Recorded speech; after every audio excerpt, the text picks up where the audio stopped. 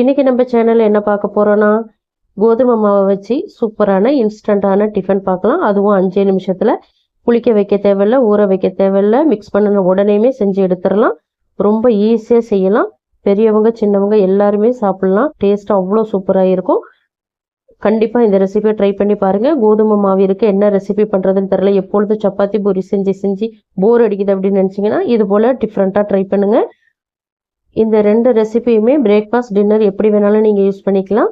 Lunch box கூட நீங்கள் back பண்ணி எடுத்துகிட்டு போகலாம். இப்போ வாங்க இந்த ரெசிபி எப்படி செய்கிறதுன்னு பார்க்கலாம். நம்ம சேனல் இப்போ தான் ஃபஸ்ட் டைம் பார்க்குறீங்க அப்படின்னா மறக்காமல் சப்ஸ்கிரைப் பண்ணிக்கோங்க. ஃபஸ்ட்டு ஒரு மிக்சி ஜார் எடுத்துக்கோங்க. அதில் 1 கப் பச்சை பட்டாணி எடுத்துக்கோங்க. ஃப்ரெஷ்ஷான பச்சை பட்டாணி தான் நான் எடுத்திருக்கேன். இதில் இஞ்சி ஒரு 1/2 இன்ச் அளவுக்கு கட் பண்ணி சேர்த்துக்கோங்க. பச்சை மிளகாய் ஒரு 5 பச்சை மிளகாய் சேர்த்துக்கோங்க. பூண்டு ஒரு 4லேருந்து 5 பல் பூண்டு சேர்த்துக்கோங்க. நல்லா ஒரு கைப்பிடி நிறையா ஃப்ரெஷ்ஷான கொத்தமல்லி இலை சேர்த்துக்கோங்க. நல்லா க்ளீன் பண்ணிட்டு எடுத்துக்கோங்க. தண்டோடு இருந்தாலும் பிரச்சனை இல்லை. தண்ணி எதுவுமே சேர்க்காம கொஞ்சம் கொரகொரப்பாக அரைச்சி எடுத்துகிட்டு வந்துடுங்க. இப்போ பாருங்கள், நான் காட்டுற பாருங்க, இந்த பக்குவத்துக்கு அரைச்சிக்கணும். தண்ணி நான் ஒரு ட்ராப் கூட சேர்க்கல. இது இப்போ ஓரத்தில் இருக்கட்டும். ஒரு மிக்சிங் பவுலில் 3 கப் கோதுமை மாவு எடுத்துக்கோங்க. கோதுமை மாவு சேர்த்ததுக்கப்புறம் ஒரு 1/2 கப் கடலை மாவு, 1/2 கப் ரவை சேர்த்துக்கோங்க. ரவை சேர்த்ததுக்கப்புறம் நம்ம அரைச்சி வச்சுருந்த அந்த பட்டாணி கொத்தமல்லி விழுதை இதில் சேர்த்துக்கலாம். சேர்த்துட்டு ஒரு 1/4 டீஸ்பூன் மஞ்சள் தூள், 1/2 டீஸ்பூன் மிளகாய் தூள், 1/2 டீஸ்பூன் கரம் மசாலா, 1 டீஸ்பூன் மல்லித்தூள் சேர்த்துக்கோங்க. சேர்த்துட்டு ஃப்ரெஷ்ஷான கருவேப்பிலை கொஞ்சமாக கட் பண்ணி சேர்த்துக்கோங்க. கசூரி மேத்தி 1 டீஸ்பூன் சேர்த்துக்கோங்க. இப்போ இது எல்லாத்தையுமே மிக்ஸ் பண்ணிக்கலாம். ஃபஸ்ட்டு லைட்டாக கலந்து விட்டுட்டு அதுக்கப்புறம் கொஞ்சம் கொஞ்சமாக தண்ணி சேர்த்துட்டு இதை நல்லா தோசை மாவு பதத்துக்கு நல்லா மிக்ஸ் பண்ணிக்கோங்க. எடுத்ததுமே நிறைய தண்ணி சேர்த்துறாம கொஞ்சம் கொஞ்சமாக சேர்த்துட்டு கலந்துக்கோங்க. விஸ்கை வச்சு நீங்கள் மிக்ஸ் பண்ணினீங்கன்னா கட்டி இல்லாமல் ஈஸியாக மிக்ஸ் பண்ணிடலாம். இப்போ பார்த்தீங்கன்னா நான் மிக்ஸ் பண்ணி காட்டுற பாருங்க, இந்த பக்குவத்துக்கு மிக்ஸ் பண்ணிக்கோங்க. எப்பொழுதும் போலலாமல் கொஞ்சம் திக்காக இருக்கிற மாதிரி பார்த்துக்கோங்க. இப்போ நீல வாக்கில் கட் பண்ணினா 2 வெங்காயம் சேர்த்துக்கிறேன். வெங்காயம் எந்த அளவுக்கு சேர்க்குறீங்களோ அந்த அளவுக்கு டேஸ்ட் அதிகமாக கிடைக்கும். அதனால் வெங்காயம் உங்கள் விருப்பத்துக்கு தகுந்த மாதிரி சேர்த்துக்கோங்க. இப்போ உப்பு சேர்த்துக்கிறேன். உப்பு சேர்த்துட்டு 1லேருந்து 2 டீஸ்பூன் எண்ணெய் சேர்த்துக்கிறேன். எண்ணெய் சேர்த்ததுக்கப்புறம் இதை மறுபடியும் நல்லா கலந்து விட்டுக்கோங்க. உங்களுக்கு வெங்காயம் நீல வாக்கில் கட் பண்ணி போட விருப்பம் இல்லைன்னா நீங்கள் பொடியாக கூட கட் பண்ணி சேர்த்துக்கலாம். இப்போ மிக்ஸ் பண்ணியாச்சு. இந்த பக்குவத்துக்கு தான் இருக்கணும் மாவு. இது இப்போ ஓரத்தில் இருக்கட்டும். நம்ம சட்னி ரெடி பண்ணிக்கலாம். சட்னி ரெடி பண்ணுறதுக்கு அதே மிக்சி ஜார் எடுத்துக்கோங்க. அதில் 2 தக்காளி பழம் சேர்த்துருக்கேன். காரத்துக்கு ஒரு 4லேருந்து 5 பச்சை மிளகாய் எடுத்திருக்கேன். பூண்டு ஒரு 6லேருந்து 7 பல் பூண்டு சேர்த்துக்கோங்க. இஞ்சி ஒரு 1/2 இன்ச் அளவுக்கு கட் பண்ணி சேர்த்துக்கோங்க. ஒரு கைப்பிடி நிறைய ஃப்ரெஷ்ஷான கொத்தமல்லி இலை எடுத்துக்கோங்க. கொத்தமல்லி இலை சேர்த்துட்டு இதை தண்ணி எதுவுமே சேர்க்காம நல்லா விழுதாக அரைச்சி எடுத்துகிட்டு வந்துடுங்க. நல்லா நைஸ் பேஸ்ட்டாக இருக்கணும். தண்ணி சேர்க்க தேவையில்லை. தக்காளியில் உள்ள அந்த தண்ணியே போதுமானது. இப்போ பார்த்தீங்கன்னா நான் அரைச்சிட்டு வந்துட்டேன். நல்லா எந்த அளவுக்கு நைஸாக இருக்குது பாருங்கள். இது ஓரத்தில் இருக்கட்டும். கிரேவியை தாளிச்சுக்கலாம். தாளிக்கிறதுக்கு இங்கே பேன் ஹீட் பண்ணியிருக்கேன். அதில் ஒரு 3 டேபிள் ஸ்பூன் எண்ணெய் சேர்த்துக்கோங்க. எண்ணெய் சூடானதும் 1 டீஸ்பூன் சீரகம் சேர்த்துக்கோங்க. 2 பொடியான இருக்குன்னு வெங்காயம் சேர்த்துக்கோங்க. வெங்காயம் சேர்த்ததுக்கப்புறம் நல்லா கலர் மாதிரி வர வரைக்கும் வதக்கி விடுங்க. வெங்காயத்தோட அந்த பச்சை வாசனையெல்லாம் போக நல்லா வதங்கி வரணும். இப்போ நான் வீடியோவில் காட்டுறேன் பாருங்க, இந்த அளவுக்கு நீங்கள் வதக்கிக்கணும். எண்ணெய் தனியாக வெங்காயம் தனியாக நல்லா பிரிஞ்சு வரணும்.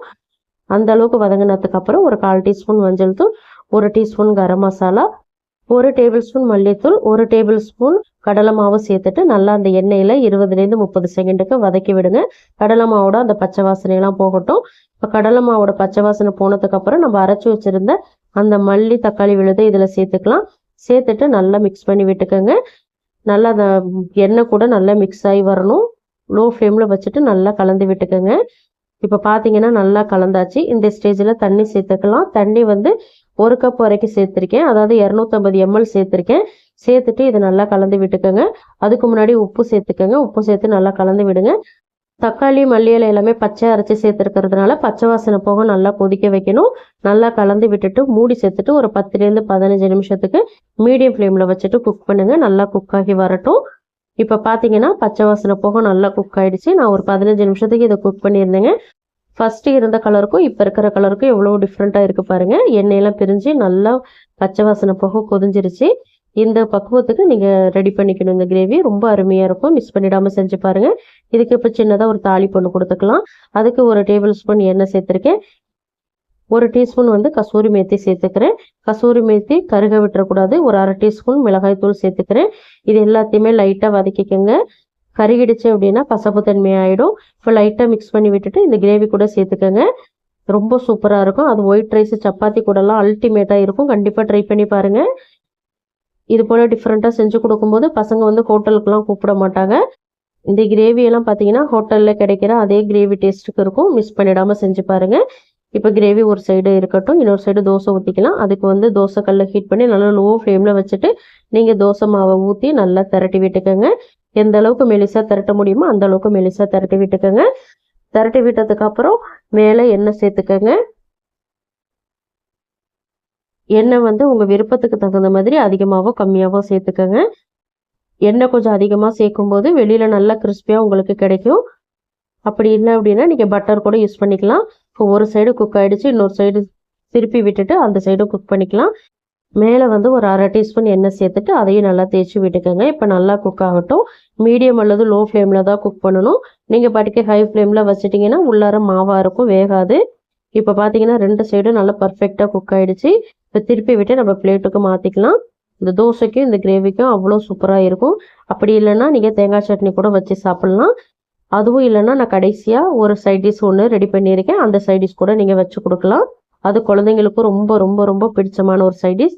கண்டிப்பாக இந்த வீடியோவை கடைசி வரைக்கும் ஸ்கிப் பண்ணாமல் பாருங்கள். இப்போ ஃபஸ்ட்டு நம்ம இந்த தோசை ரெடி பண்ணிட்டோம்.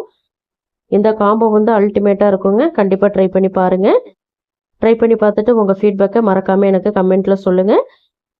சுட சுட சாப்பிடும்போது நல்லா கிறிஸ்பியாக உள்ள சாஃப்டாக சூப்பராக இருக்கும். அதுவும் அந்த வெங்காயத்தோடு சாப்பிடும்போது ஃப்ளேவர்ஃபுல்லாக இருக்கும். இப்போ இன்னொரு தோசை ரெசிபி எப்படி செய்கிறதுன்னு பார்க்கலாம். இது செய்கிறதுக்கும் குறைச்சது ஒரு 5 நிமிஷம் தான் ஆகும். அவ்வளோ ஈஸியான ரெசிபி. இதுவும் டேஸ்ட் ரொம்ப சூப்பராக இருக்கும். இந்த சைட் டிஷ் வந்து குழந்தைங்களுக்கும் ரொம்ப பிடிச்ச ஒரு சைட் டிஷ். இப்போ வாங்க எப்படி செய்கிறதுன்னு பார்க்கலாம். ஃபஸ்ட்டு நம்ம அந்த சைட் டிஷ் ரெடி பண்ணிக்கலாம். அதுக்கு வந்து ஒரு 1/4 கப் வந்து தயிர் எடுத்திருக்கேன். தயிர் வந்து ஓரளவுக்கு நல்லா திக்கான தயிரை எடுத்துக்கோங்க. தயிர் சேர்த்ததுக்கப்புறம் ஒரு விஸ்கை வச்சு ஒரு 10-20 செகண்டுக்கு நல்லா மிக்ஸ் பண்ணி விட்டுக்கோங்க, கட்டி இல்லாமல். இப்படி மிக்ஸ் பண்ணும்போது தயிர் நமக்கு இன்னும் கொஞ்சம் க்ரீமியாக கிடைக்கும். இப்போ இதில் வந்து ஒரு 1/4 டீஸ்பூன் சீரகத்தூள் சேர்த்துக்கோங்க. சீரகத்தூள் இல்லை அப்படின்னா அதுக்கு பதிலாக நீங்கள் கரம் மசாலா சேர்த்துக்கலாம். ஒரு 1/4 டீஸ்பூனுக்கு கம்மியாக மிளகாய் தூள் சேர்த்துக்கோங்க. ஒரே ஒரு பச்சை மிளகாய் பொடியாக நறுக்கி சேர்த்துக்கோங்க. கொஞ்சமாக கொத்தமல்லி எல்லாம் பொடியாக நறுக்கி சேர்த்துக்கோங்க. இது பார்த்தீங்கன்னா கடையில் வாங்கினா கார்ன் சிப்ஸு. இது வந்து தேவையான அளவு இதில் சேர்த்துக்கலாம். ஒருவேளை உங்ககிட்ட கார்ன் சிப்ஸ் இல்லை அப்படின்னா அதுக்கு பதிலாக நீங்கள் கார பூந்தி சேர்த்துக்கலாம். அதுவும் இல்லை அப்படின்னா ஓமப்பொடி சேர்த்துக்கலாம். ரொம்ப சூப்பராக இருக்கும். கண்டிப்பாக செஞ்சு பாருங்கள். இப்போ கொஞ்சமாக உப்பு சேர்த்துட்டு மறுபடியும் நல்லா கலந்து விட்டுக்கோங்க. கார்ன் சிப்ஸில் ஏற்கனவே உப்பு இருக்கும், அதனால் பார்த்துட்டு கொஞ்சமாக சேர்த்துக்கோங்க. இப்போ இதை நல்லா கலந்து விட்டாச்சு. அவ்வளோதான், ரைத்தா ரெடி ஆயிடுச்சு. இந்த ரைத்தா நீங்கள் செஞ்சு கொடுத்து பாருங்கள். பசங்க 2 தோசை எக்ஸ்ட்ராவே சாப்பிடுவாங்க. அவ்வளோ டேஸ்டியாக இருக்கும். இது ஊற ஊற ரொம்ப திக்காகும். அதனால் தயிர் வந்து எக்ஸ்ட்ரா சேர்த்து நீங்கள் மிக்ஸ் பண்ணிக்கோங்க. மேலே அலங்கரிக்கிறதுக்காக கொஞ்சமாக நான் கார்ன் சிப்ஸை தூள் பண்ணி சேர்த்துருக்கேன். ஒரு பிஞ்ச் அளவுக்கு மிளகாய் தூள் சேர்த்துக்கிறேன். கொஞ்சமாக கொத்தமல்லி எல்லாம் சேர்த்துக்கிறேன். ரொம்ப அருமையாக இருக்கும். சிம்பிள் தான், ஆனால் டேஸ்ட் அல்டிமேட்டாக இருக்கும். கண்டிப்பாக ட்ரை பண்ணி பாருங்கள். இந்த ரைத்தா வந்து பார்த்தீங்கன்னா நீங்கள் ஆலு பரோட்டாவுக்கும் வச்சு சாப்பிட்லாம். இப்போ ரைத்தா ரெடி ஆகிடுச்சு. நம்ம தோசை ரெடி பண்ணிக்கலாம். தோசை ரெடி பண்ணுறதுக்கு வேக வச்ச உருளைக்கிழங்கை துருவி இதில் சேர்த்துருக்கேன். 2 உருளைக்கிழங்கு எடுத்திருக்கேன். நீங்கள் மசிச்சு சேர்க்கறதா இருந்தாலும் சேர்த்துக்கோங்க. இதில் ஒரே ஒரு வெங்காயம் பொடியாக நறுக்கி சேர்த்துக்கிறேன். 2 பச்சை மிளகாய் பொடியாக நறுக்கி சேர்த்துக்கிறேன். இஞ்சி வந்து இடித்து ஒரு 1/2 டீஸ்பூன் அளவுக்கு சேர்த்துக்கிறேன். ஒரு 1/4 கைப்பிடி அளவுக்கு கொத்தமல்லி எல்லாம் சேர்த்துக்கிறேன். எள்ளு ஒரு டீஸ்பூன் சேர்த்துக்கிறேன். எள்ளெல்லாம் உங்கள் விருப்பத்துக்கு தகுந்த மாதிரி அதிகமாகவோ கம்மியாகவோ சேர்த்துக்கோங்க. 1 டீஸ்பூன் சீரகம் சேர்த்துட்டு 1/4 கப் வந்து கோதுமை மாவு சேர்க்குறேன். இதில் வந்து நான் கோதுமை மாவு மட்டும்தான் சேர்க்குறேன், வேறு எந்த பொருளும் சேர்க்கல. 1/2 டீஸ்பூன் மல்லித்தூள், 1/2 டீஸ்பூன் கரம் மசாலா, 1/2 டீஸ்பூன் மிளகாய் தூள் சேர்த்துக்கிறேன். ஒரு 1/4 டீஸ்பூன் மஞ்சள் தூள் சேர்த்துக்கிறேன். உப்பு தேவையான அளவு சேர்த்துக்கிறேன். சேர்த்துட்டு கொஞ்சம் கொஞ்சமாக தண்ணி சேர்த்துட்டு இதை நல்லா கலந்து விட்டுக்கோங்க. எனக்கு வந்து கரெக்டாக 2 கப் வரைக்கும் தேவைப்பட்டது. இப்போ இதை நல்லா ஒரு விஸ்கை வச்சு நல்லா மிக்ஸ் பண்ணி விட்டுக்கோங்க. நீங்கள் எடுக்கிற மாவை பொறுத்து தண்ணியோட அளவுகள் கொஞ்சம் அதிகமாகவோ கம்மியாகவோ ஆகும். இதையும் ஓரளவுக்கு நல்லா திக்காக கரைச்சிக்கணும். ரொம்ப தண்ணியாக கரைச்சிடக்கூடாது. நான் மிக்ஸ் பண்ணி விட்டு காட்டுறேன் பாருங்கள். இந்த பக்குவத்துக்கு நீங்களும் மிக்ஸ் பண்ணிக்கோங்க. இதில் வந்து நீங்கள் வெஜிடபிள்ஸ்லாம் நீங்கள் ஆட் பண்ணாலும் ஆட் பண்ணிக்கோங்க. அதாவது கேரட் துருவுனது, பீட்ரூட் துருவுனது, அது போல் கூட நீங்கள் சேர்த்துக்கலாம். ரொம்ப அருமையாக இருக்கும். அதே போல் கஸ்தூரி மேத்தி ஒரு டீஸ்பூன் சேர்த்தாலும் சேர்த்துக்கோங்க. இப்போ பாருங்கள், இந்த பக்குவத்துக்கு தான் இருக்கணும். இதை வந்து ஊற வைக்கவோ புளிக்க வைக்கவோ தேவையில்ல. டைரெக்டாக நம்ம தோசைக்கல்ல ஊற்றி எடுத்துக்கலாம். தோசைக்கல்லை நல்லா லோ ஃப்ளேமில் ஹீட் பண்ணி வச்சுக்கோங்க. வச்சுட்டு ஒரு குழிக்கரண்டி மாவு சேர்த்துட்டு நல்லா மெலிசாக திரட்டி விட்டுக்கோங்க. கல் ரொம்ப சூடாயிடுச்சு அப்படின்னா லைட்டாக தண்ணி தெளித்து விட்டுட்டு அதுக்கப்புறம் நீங்கள் தோசை ஊற்றுங்க. கல் வந்து ரொம்ப ஹீட் ஆகிடுச்சு அப்படின்னா நமக்கு தோசை ஊற்ற வராது, சுருண்டு வரும். ரொம்ப ஹீட் ஆகிடுச்சு அப்படின்னா கொஞ்சமாக தண்ணி தெளிச்சுட்டு அதுக்கப்புறம் நீங்கள் மாவை சேர்த்து திரட்டி விடுங்க. ரொம்ப ஈஸியாக வரும். இப்போ எண்ணெய் சேர்த்துக்கலாம். எண்ணெய் வந்து உங்கள் விருப்பத்துக்கு தகுந்த மாதிரி அதிகமாகவோ கம்மியாகவோ சேர்த்துக்கோங்க. இப்போ நல்லா குக் ஆகட்டும். மீடியம் அல்லது லோ ஃப்ளேமில் வச்சுட்டு குக் பண்ணுங்கள். இப்போ தோசை ஒரு சைடு நல்லா குக் ஆகிடுச்சு. திருப்பி விட்டுட்டு இன்னொரு சைடு குக் பண்ணிக்கலாம். இது ஒரு தோசை வேகிறதுக்கு ஒரு 2 நிமிஷம் ஆகுங்க. பொறுமையாக குக் பண்ணுங்கள், இல்லை உள்ளாரெல்லாம் சரியாக வேகாது. இப்போ 2 சைடுமே நல்லா வெந்துருச்சு. மேலே லைட்டாக எண்ணெய் சேர்த்துட்டு நல்லா தேய்ச்சி விட்டுட்டு நம்ம வெளியில் எடுத்துக்கலாம். இப்போ பார்த்தீங்கன்னா நல்லா வெந்துருச்சு. நான் தோசை வெளியில் எடுத்துக்கிறேன். இந்த தோசைக்கும் அந்த ரைத்தாவுக்கும் ரொம்ப அருமையாக இருக்கும். கண்டிப்பாக ட்ரை பண்ணி பாருங்கள். இது போல் டிஃப்ரெண்ட்டாக செஞ்சு கொடுக்கும்போது பசங்கள்லாம் போர் அடிக்காமல் சாப்பிடுவாங்க. எப்பொழுதும் ஒரே மாதிரி இட்லி தோசை சப்பாத்தின்னு செஞ்சு கொடுக்காம டிஃப்ரெண்ட்டாக இதுமாரி செஞ்சு கொடுங்க. இது போல் கோதுமை மாவு வச்சு நிறைய ரெசிபி நம்ம சேனலில் நான் அப்லோட் பண்ணியிருக்கேன். ஃப்ரீ டைமில் போய்ட்டு நம்ம சேனலை செக் பண்ணி பாருங்கள். எல்லாமே டிஃபன் காம்போ ரெசிபிஸ் தான் நான் போட்டுட்ருக்கேன். ஒன்று ஒவ்வொரு சுவையில் இருக்கும். இது போல் இன்ஸ்டண்ட்டான ரெசிபிஸ் எல்லாம் தெரிஞ்சுக்கணும்னு நினச்சிங்கன்னா மறக்காமல் நம்ம சேனலை சப்ஸ்கிரைப் பண்ணி ஃபாலோ பண்ணிக்கோங்க. இதை இப்போ வந்து நான் பிளேட்டுக்கு மாற்றிக்கிறேன். பொறுமையாக 2 சைடு நல்லா அழுத்தம் கொடுத்து கொஞ்சம் ப்ரெஸ் பண்ணி விட்டு வெளியில் எடுத்துக்கோங்க. நல்லா குக் பண்ணி வெளியில் எடுத்துக்கோங்க. இந்த ரெசிபியை கட்டாயமாக உங்கள் வீட்டில் ட்ரை பண்ணி பாருங்கள். ட்ரை பண்ணி பார்த்துட்டு உங்கள் ஃபீட்பேக்கை மறக்காமல் எனக்கு கமெண்ட்டில் சொல்லுங்கள். இந்த ரெசிபி கட்டாயமாக உங்களுக்கு பிடிச்சிருக்கும் நம்புறேன். பிடிச்சிருந்தால் லைக் பண்ணுங்கள். உங்கள் ஃப்ரெண்ட்ஸ் அண்ட் ஃபேமிலி மெம்பர்ஸ் எல்லாருக்குமே நிறைய ஷேர் பண்ணிவிடுங்க.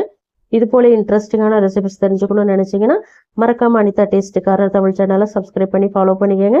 தேங்க்ஸ் ஃபார் வாட்சிங் ஃப்ரெண்ட்ஸ். நாளைக்கு இன்னொரு இன்ட்ரெஸ்டிங்கான ரெசிபிஸோட சந்திக்கிறேன். பாய்.